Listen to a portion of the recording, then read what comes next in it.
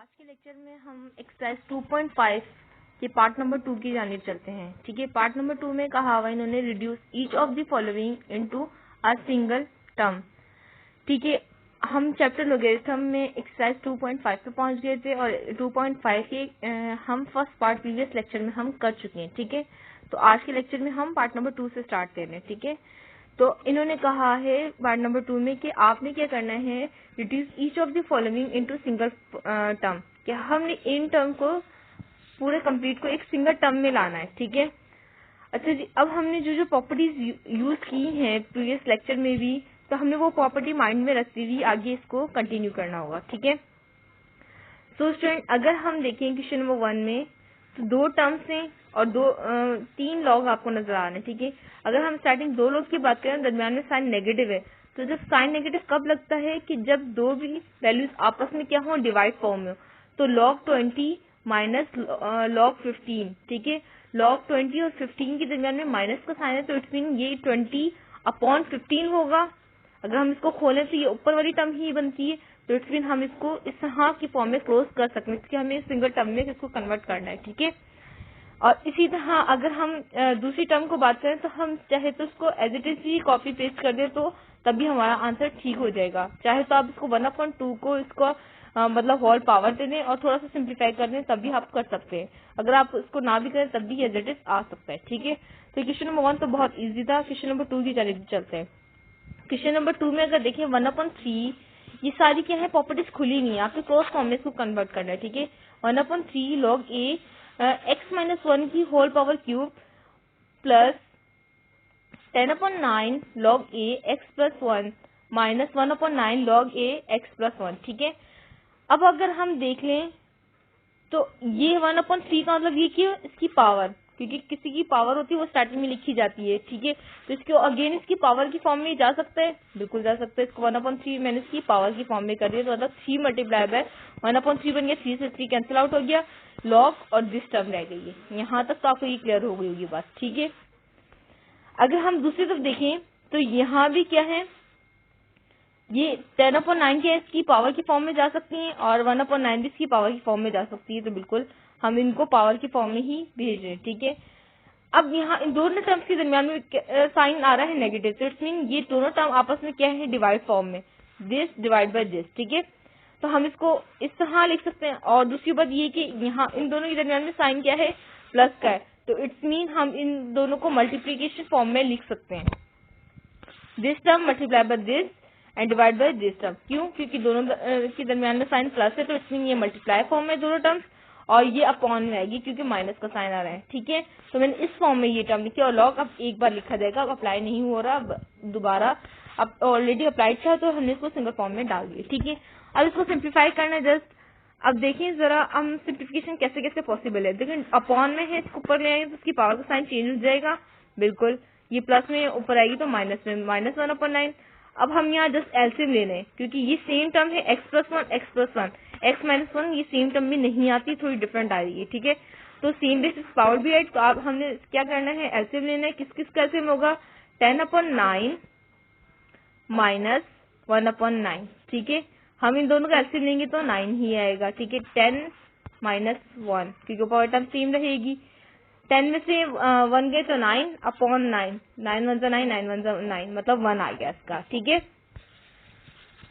तो इसकी जो पावर है वो 1 बन गई है।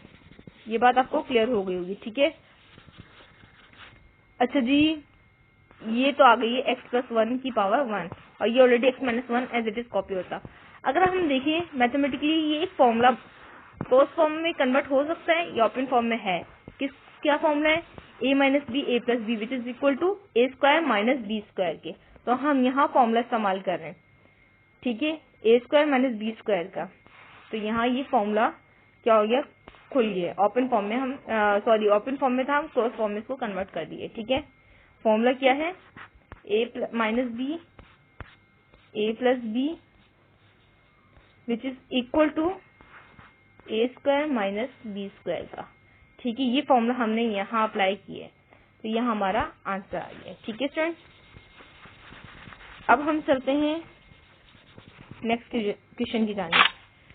क्वेश्चन नंबर 3 में भी सेम हमें क्या करना है, सिंगल फॉर्म में कन्वर्ट करना है। ठीक है, अब यहाँ क्या क्या क्या प्रॉपर्टी लग सकती है। सबसे पहले तो आप इसको जो इनकी पावर्स है उनको पावर में डाल दें। ठीक है, स्टार्टिंग टर्म को, ये दोनों ही टर्म थी 2 और 3, इनको मैंने पावर की फॉर्म में डाल दिया, एक्स स्क्वायर बन गया और यहाँ x+1 का क्यूब बन गया। अगर मैं इन दोनों, क्योंकि माइनस को साइन है, दोनों टर्म लेके चलूँ तो मेरी सिंप्लीफिकेशन करने में आसानी हो जाएगी। तो मैंने इसको सिंगल फॉर्म में कन्वर्ट कर दिया।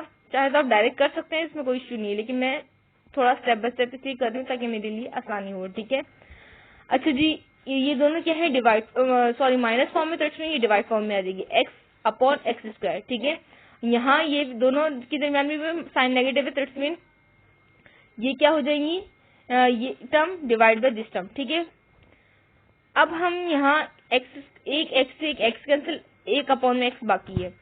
जबकि यहाँ अगर हम देखें x+1 को होल क्यूब अपॉन x² - 1। ठीक है, यहाँ तक आपको क्लियर होगा, ये स्टेप आपको क्लियर हो चुका होगा। आई थिंक यहाँ तक कोई इश्यू नहीं होना चाहिए।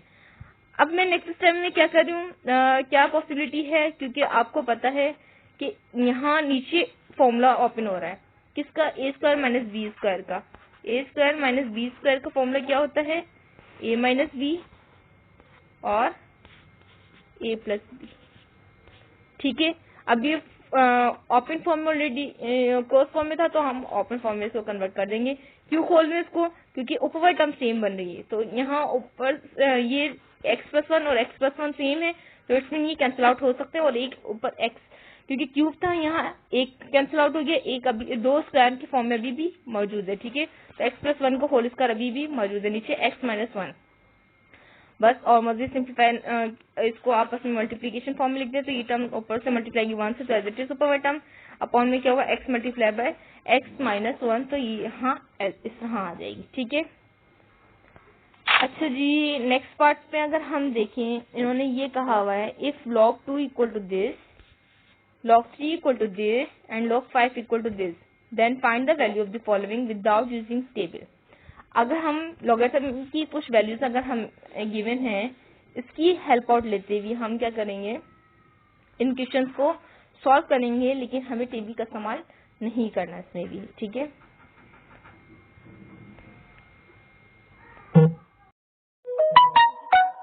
पार्ट नंबर 3 को। क्वेश्चन नंबर 1 क्या है, log 15। log 15, अब इस 15 को हम इस तरह ब्रेक डाउन करेंगे कि हमारी जो वैल्यूज हैं इन्हीं की हेल्प आउट लेते हुए हम आसानी से सॉल्व कर सके। मतलब जो हम log की वैल्यूज याद करते हैं उसको हम यूज करते हुए हम इस क्वेश्चन को सॉल्व कर लेते हैं, और कुछ प्रॉपर्टीज याद जो हमने यूज की थी प्रीवियस लेक्चर्स में भी, वो प्रॉपर्टी अप्लाई करेंगे इसके ऊपर। ठीक है, अच्छा स्टूडेंट, अगर हम देखें log 15, ठीक है, log 15 को हम किस तरह ब्रेक कर सकते हैं, 3 × 15 लिखी जा सकती है, बिल्कुल लिखी जा सकती है। 3 5 15, तो 3 × 5 इज इक्वल टू 15, तो मतलब इस तरह इसको ब्रेक डाउन किया जा सकता है। ठीक है, अकॉर्डिंग टू फर्स्ट लॉ क्या होता है कि log ए बी जब मल्टीप्लाई होता है, मतलब log ए बी पे अप्लाई होता है, log ए इंटू बी पे जब अप्लाई होता है, तो वो किस तरह अप्लाई होता है, log ए के लिए प्लस log बी के लिए। ये प्रॉपर्टी हम पहले यूज कर चुके हैं, ये प्रॉपर्टी लग रही है अकॉर्डिंग टू फर्स्ट लॉ। ये हम लॉ अप्लाई कर रहे हैं अकॉर्डिंग टू फर्स्ट लॉ। जब अप्लाई किया इसके ऊपर, तो इट्स मीन ये किस तरह हो गया कि log 3 के लिए अलहदा और log 5 के लिए अलहदा हो गया। ठीक है, log 3 की वैल्यू क्या है, 0.4771, और log 5 की वैल्यू क्या है, क्वेश्चन में भी गिवन है और हमें कुछ वैल्यूज याद भी हैं, तो इसलिए हम सब्स्टिट्यूट कर सकते हैं। ठीक है, इनको ऐड करेंगे तो हमारा ये आंसर आ जाएगा।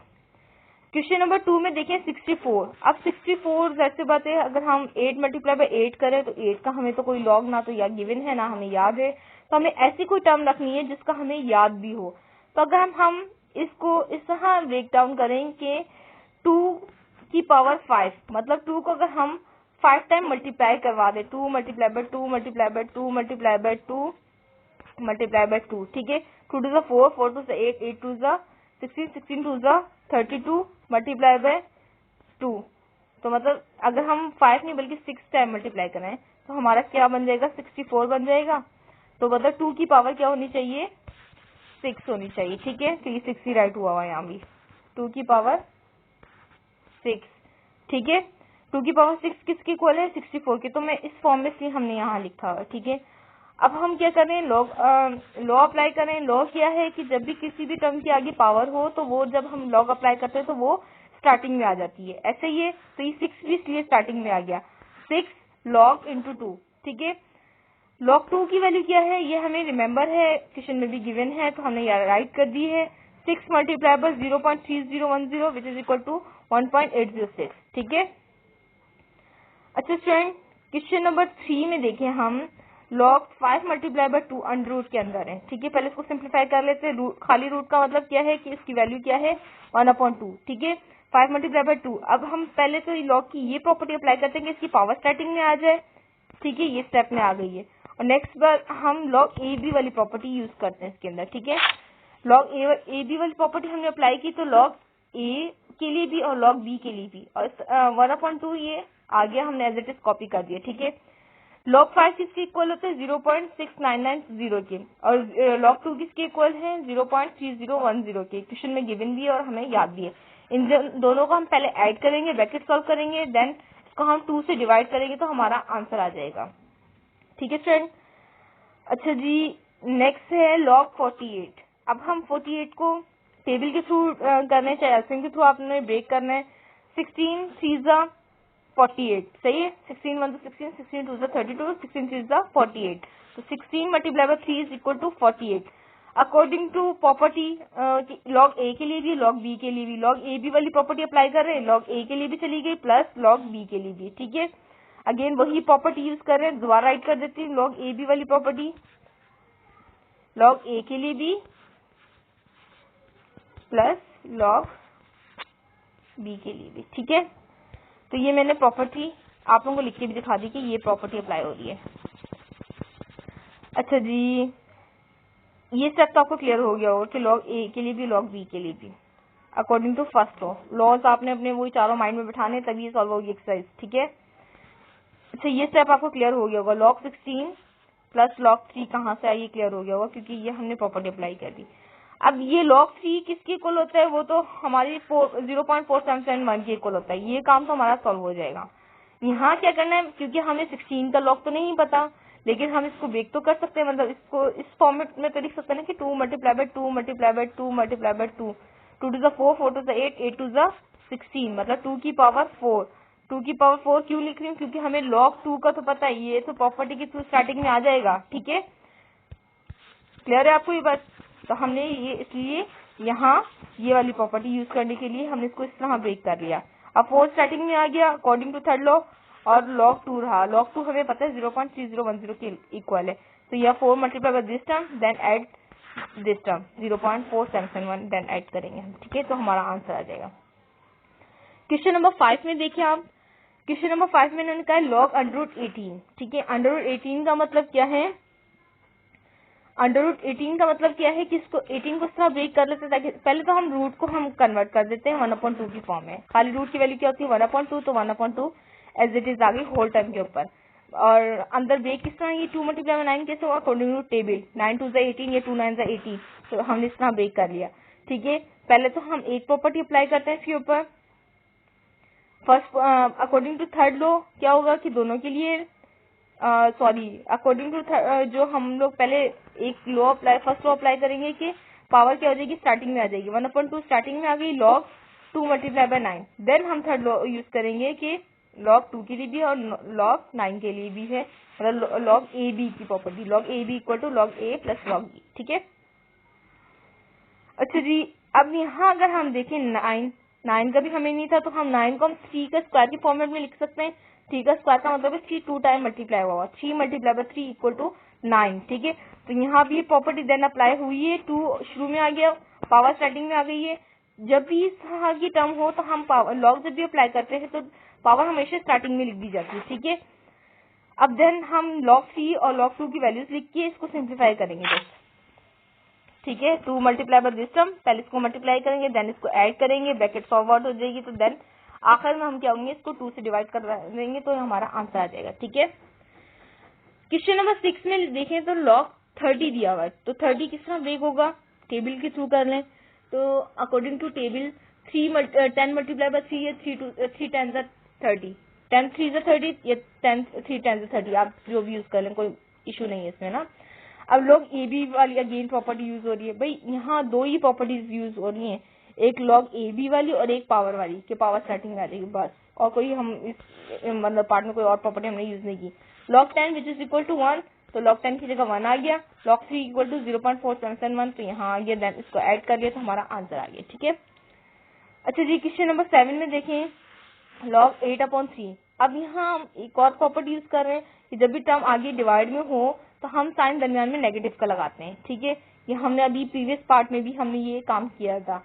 अच्छा जी, अब यहाँ log 8 तो हमें कोई नहीं पता क्योंकि हमें याद ही नहीं है log 8 की वैल्यू, तो इट्स मीन हमें log 2 तो पता है, लेकिन हम इसको 8 को किस तरह टेबल की फॉर्म में इसको एलसीएम ले लेंगे, 2 multiply by 2 multiply by 2, 2 to the 4, 4 to the 8। ठीक है, तो मतलब 2 की power 3 which is equal to 8, तो हमने इस तरह को सिंप्लीफाई किया है। ठीक है, अच्छा जी, इसीलिए यहाँ ये लिखा हुआ है 2 क्यूब। अब यहाँ प्रॉपर्टी अप्लाई करेंगे तो पावर स्टार्टिंग में आ जाएगी log 2। log 2 की वैल्यू क्या है 0.3010।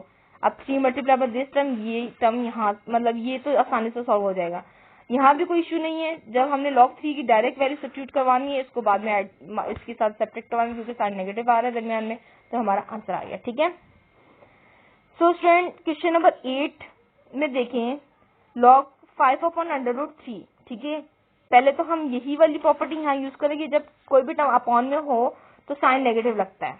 ठीक है, जैसा मल्टीप्लाई फॉर्म में साइन पॉजिटिव दरमियान में लगता है तो साइन नेगेटिव तब कब लगता है, सेकंड लो। कोई 4 लो आप अपने माइंड में रखेंगे तो एक्सरसाइज सॉल्व करने में आसानी हो जाएगी आप लोगों को। ठीक है, log 5 के लिए भी और log √3 के लिए भी।